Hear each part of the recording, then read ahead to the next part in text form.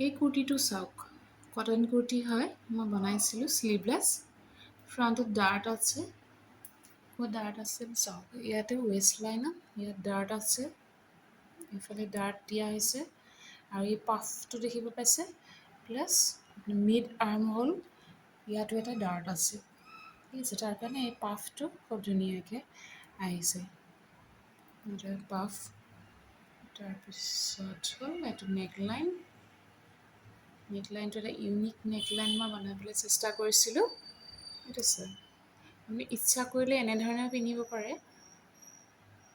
ঠিক আছে, ইয়াত এটা ৰাউণ্ড শ্বেপ দিয়া আছে, এটা ৰাউণ্ড শ্বেপ দি পেলাই ইচ্ছা কৰিলে এনেধৰণে পিন্ধিব পাৰে আৰু নহ'লে এইটো আইৰণ কৰি এনেধৰণে পিন্ধিব পাৰে।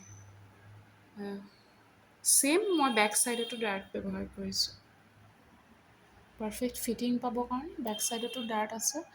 আৰু ইয়াৰ বেকৰ নেকলাইনটো মই কেনেকৈ চিলাই কৰিছোঁ জানেনে, বুজিছা,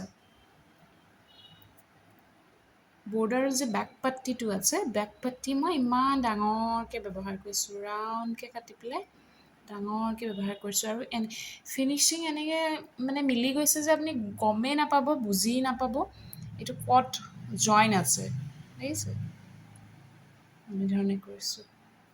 ছেইম এইফালেও আপুনি বৰ্ডাৰ ক'ত জইন আছে কি দেখিয়ে নাপাব, ইমান ধুনীয়া ফিনিচিং আহিছে এইটোৰ, শ্ব'ল্ডাৰ জইন এইটো খুব ধুনীয়াকৈ আহিছে, মানে পাৰফেক্ট যেতিয়া ফিনিচিং হয় বস্তুবিলাক দেখিবও ভাল লাগে, পিন্ধিও ভাল লাগে, এইটো হৈছে তাৰ ফুল লুক, তল পিনে হেমলাইনটো মই ৰাউণ্ড কৰি পেলাই কৰিছিলোঁ, অকণ ৰাউণ্ড আছে হেমলাইনটো, ষ্ট্ৰেইট নহয় দেই, ফুল লুক।